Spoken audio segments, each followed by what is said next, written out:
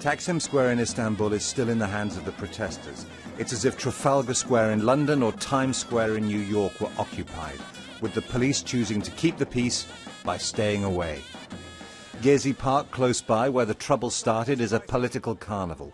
Dozens of groups joining in, feminists condemning what they say is the government's attack on women's rights. Around the corner, a pro-Kurdish MP making a speech.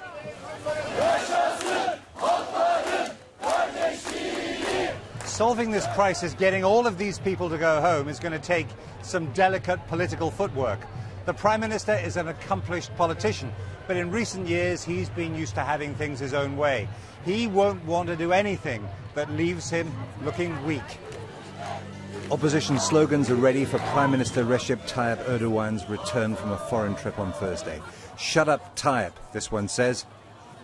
He's writing, resign, resign. Even absent and unseen, the Prime Minister is at the centre of this crisis. A senior government minister, Agamen Bash, said some protests were being exploited by terrorists and vandals. Others were legitimate. The political challenges are something that we welcome. We will have elections in 9 months' time, and we will listen to the voice of the electorate.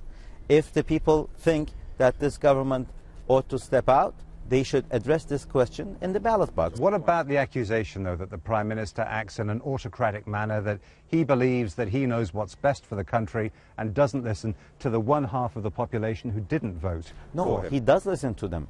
He has That's not what they said to me. Well, maybe they should be reminded that he has said more than 50 times in the last 10 years that he is the Prime Minister of all of Turkey. The Deputy Prime Minister met representatives of the protesters who demanded the sacking of police chiefs in Istanbul and Ankara and other cities.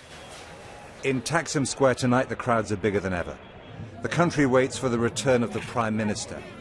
Where this crisis goes next depends on his response to the protesters' takeover of the centre of Turkey's biggest city. Jeremy Bowen, BBC News, Istanbul.